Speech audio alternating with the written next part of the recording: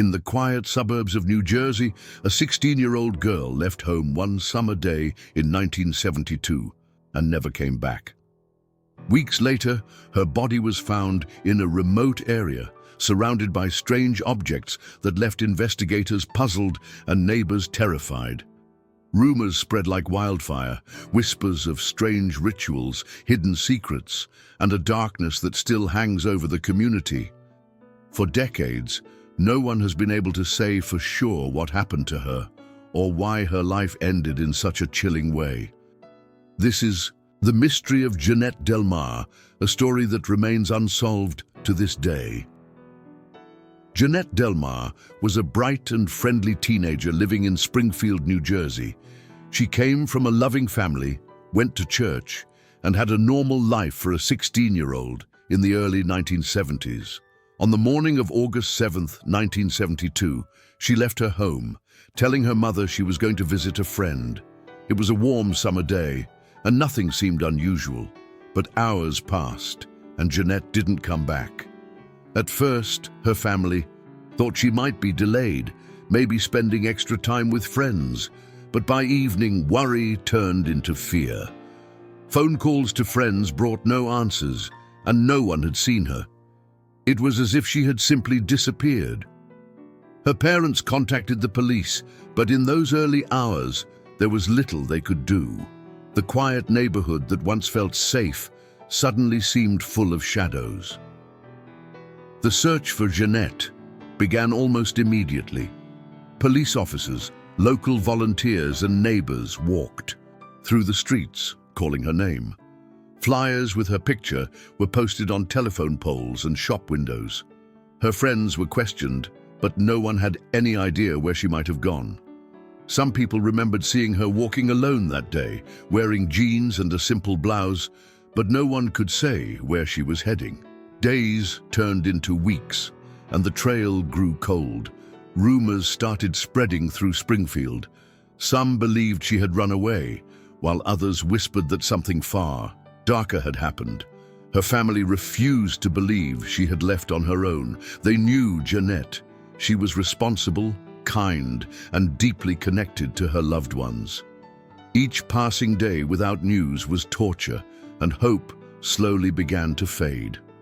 6 weeks after Jeannette vanished, a local dog made a disturbing discovery. The animal returned home carrying a badly decomposed human arm in its mouth. Its owner, horrified, immediately contacted the police. Investigators followed the dog's trail back to an area known as the quarry, an abandoned and overgrown site on the outskirts of town. There, on a rocky ledge, they found the rest of Jeannette's body. She was lying face up, her arms outstretched. The scene was strange. Around her were pieces of wood and stones arranged in unusual patterns, almost as if someone had placed them deliberately. The air felt heavy, and officers sensed something deeply unsettling. Word spread quickly through Springfield, and soon the town was buzzing with talk of hidden meanings and unspoken fears. The discovery site shocked everyone involved. Police quickly sealed off the area, but the details leaked into the community. Witnesses claimed they saw small crosses, branches tied together, and stones forming shapes near Jeannette's body. Some believed these were signs of a strange ritual, while others thought it might be the work of someone trying to send a message. The medical examiner faced a challenge. The body was too decomposed to determine an exact cause of death. There were no clear signs of injury, and toxicology tests were limited at the time. This lack of answers only fueled speculation. Some residents began whispering about occult activity in the area, pointing to past rumors of gatherings in the woods. For Jeannette's family, the strange scene brought no comfort, only more questions and unbearable grief. As investigators tried to piece together what happened, the community's imagination ran wild. Some residents claimed the quarry had long been a gathering place for secretive groups. Stories of late-night fires, chanting, and shadowy figures had been told for years, though few had taken them seriously before. Now, with Jeannette's body found there, those tales felt far more real. Police interviewed dozens of people, including friends, classmates, and anyone who might have seen her that day. A few admitted hearing that Jeannette had been interested in meeting new people shortly before she disappeared, but no one could confirm who they were. With no firm leads and no clear cause of death, the investigation stalled. For her family, the idea that someone in their own town could be responsible was almost too painful to believe. The weeks following the discovery brought a strange mix of fear and silence to Springfield. Parents kept their children indoors, and teens were warned not to wander alone. Some neighbors began avoiding eye contact, worried that anyone could be a suspect. The police assured the public that they were following every lead, but no arrests were made. Meanwhile, whispers about Jeannette's personal life began to spread. Some suggested she might have been targeted for reasons no one understood. Others believed she had accidentally crossed paths with dangerous people. The strange objects found near her body kept the rumors alive, with some insisting it was a staged scene to mislead investigators. Without concrete evidence, the truth remained just out of reach, leaving the case balanced between fact and legend.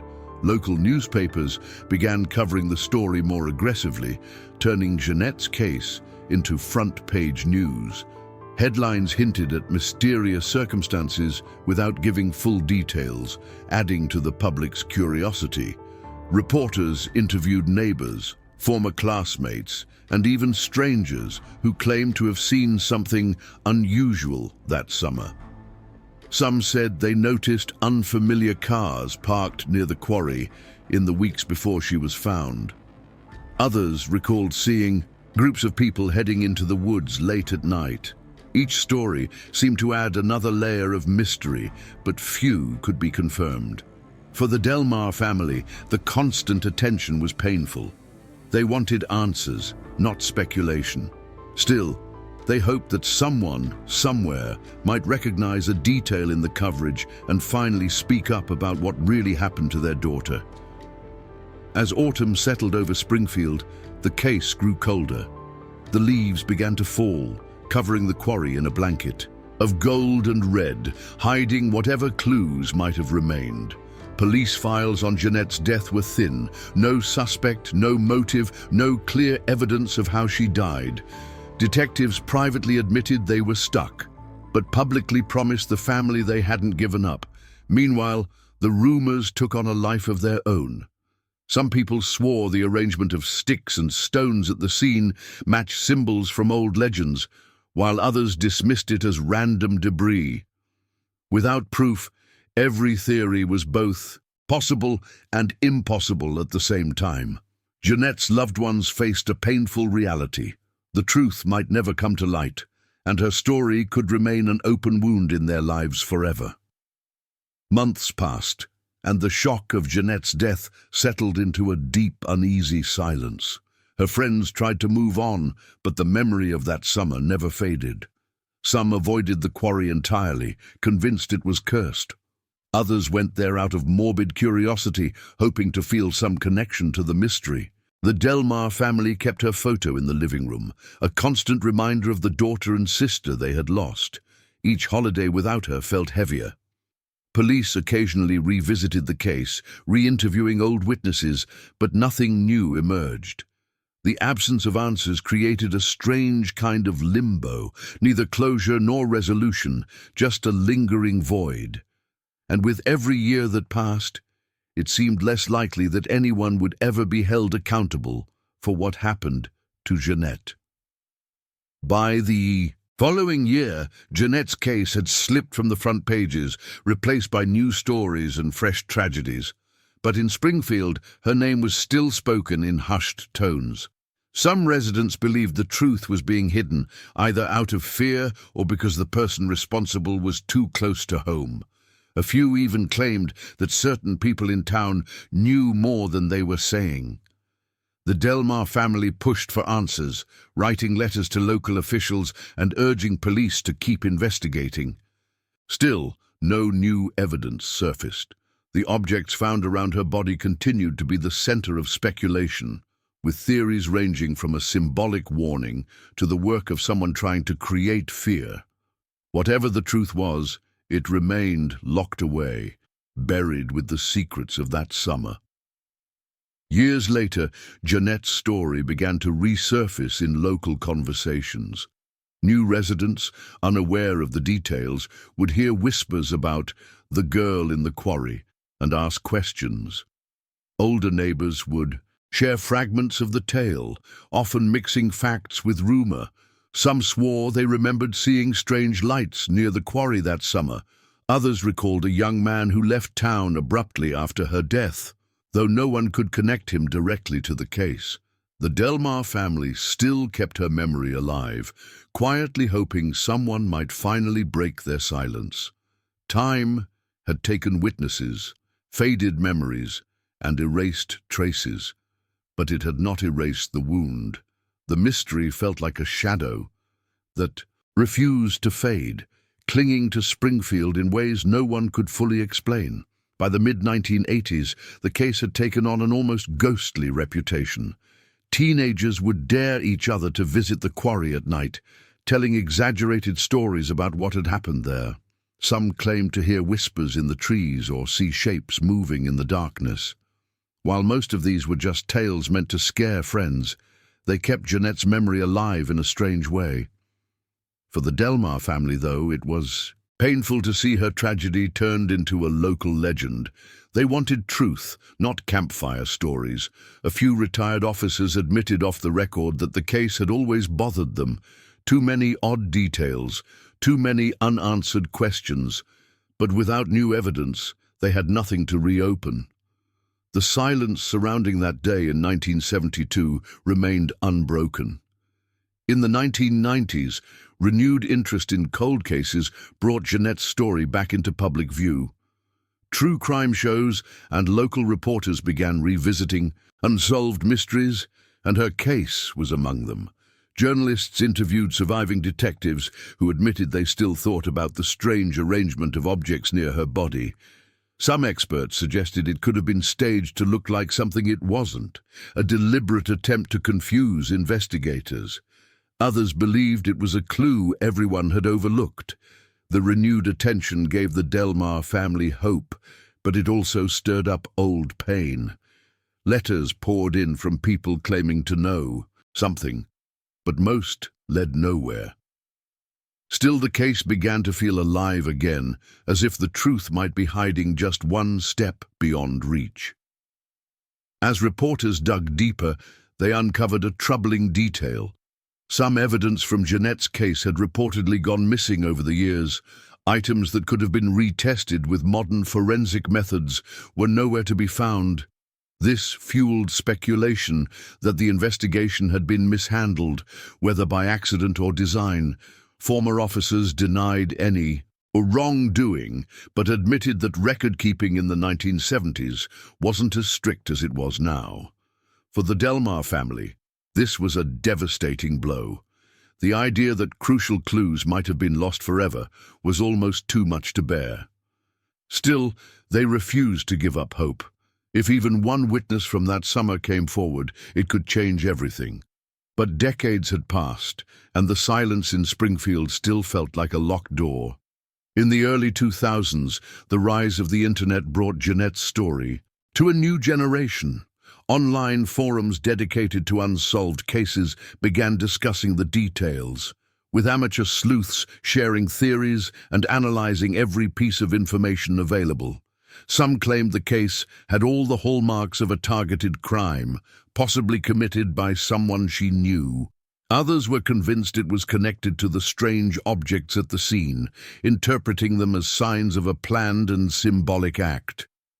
People who had never met Jeannette became deeply invested in finding answers. Her name began appearing in articles, blogs, and podcasts, keeping the mystery alive. For the Delmar family, the renewed interest was bittersweet. It was comforting to know people still cared, but painful to relive the loss over and over. Some online researchers began looking into the history of the Houdaille quarry itself. They discovered that long before Jeannette's death, the area had been linked to strange stories, gatherings in the woods, abandoned structures, and whispers of dangerous Activity after dark. While many of these accounts were unverified, they added to the case's eerie atmosphere. Photos from the time showed the quarry as a place of isolation, with steep rock walls and dense trees that seemed to trap sound. Anyone who went there could vanish from sight within minutes. For some, this reinforced the theory that Jeannette had been taken there deliberately by someone who knew the land well.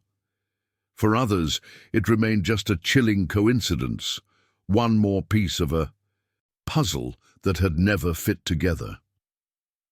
As more people examined the case, attention turned to the days before Jeannette disappeared. Friends recalled that she had seemed distracted, even uneasy, but no one knew why. One classmate claimed she mentioned meeting someone, though she didn't say who.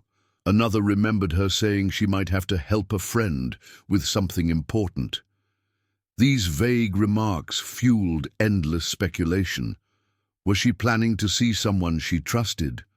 Or had she been lured into a dangerous situation without realizing it? Without clear answers, these small fragments became major talking points for amateur investigators. Each possible clue raised more questions than it solved, and the mystery of her final day only deepened. It was as if the truth was hidden in plain sight, but just out of reach. One of the most debated aspects of Jeannette's case was the condition of her remains. The medical examiner at the time could not determine a cause of death due to the level of decomposition. This opened the door for endless theories, from natural causes to foul play. Some believed she might have been poisoned, while others thought she could have been strangled or suffocated. Without physical evidence, every possibility was on the table. The unusual arrangement of objects near her body added to the confusion, making some suspect that the scene was staged to hide the real cause. The lack of definitive answers frustrated both her family and investigators. It felt as though the case had been frozen in time, with no way to move forward.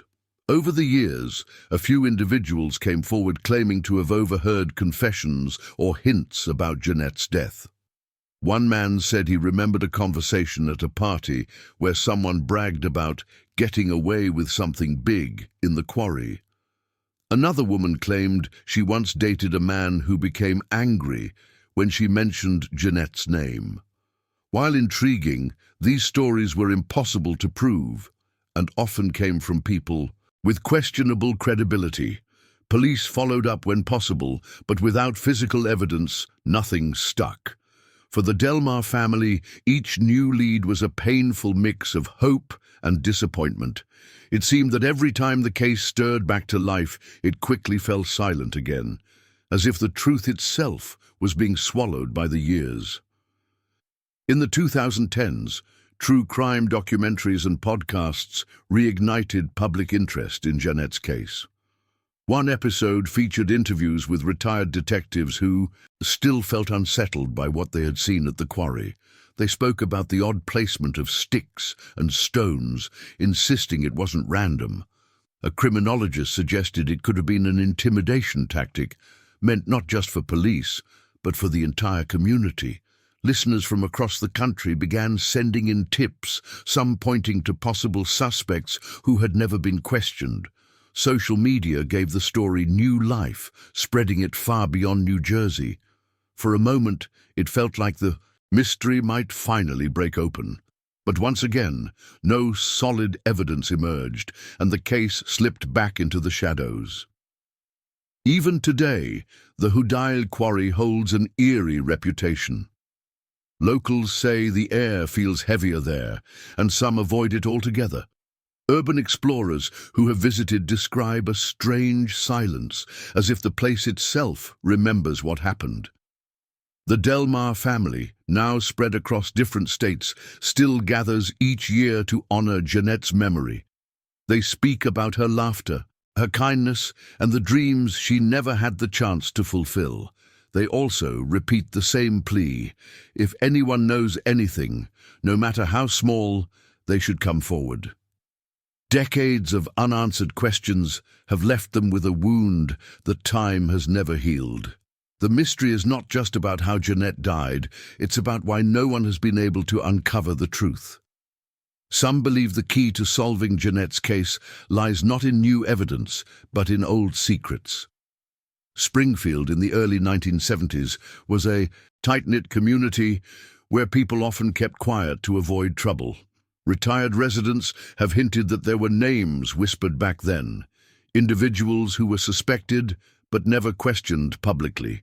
Fear, loyalty, or both might have kept witnesses from speaking out. With so many years gone by, some of those people may no longer be alive, and their knowledge may have died with them. Others might still carry the truth, locked away out of guilt or self-protection. For the Delmar family, the idea thought that answers could be so close, yet untold, is both maddening and heartbreaking. Modern forensic technology has brought hope to many cold cases, but Jeannette's is complicated. Because so much evidence was lost or never collected properly, opportunities for DNA testing are limited. Still, experts say that even a single preserved item, a piece of clothing, a hair strand, or a trace of soil, could hold valuable clues. Some investigators have suggested re-examining the scene using ground-penetrating radar or advanced imaging in case something was buried nearby. However, the quarry has changed over the decades, making it difficult to know exactly where to search. Each passing year feels like sand slipping through the hourglass, but the possibility of new science unlocking old secrets keeps a small flame of hope alive. The story of Jeannette Delmar has become more than just an unsolved case. It's a reminder of how fragile justice can be. Her name appears in books, articles, and online discussions about cold cases that refuse to fade away. Teachers in local schools sometimes mention her story when warning students about safety, and older residents still lower their voices when speaking of the summer of 1972. For the Delmar family, each mention is bittersweet. It keeps her memory alive, but also reopens the wound. They've accepted that answers may never come, yet they continue to hope.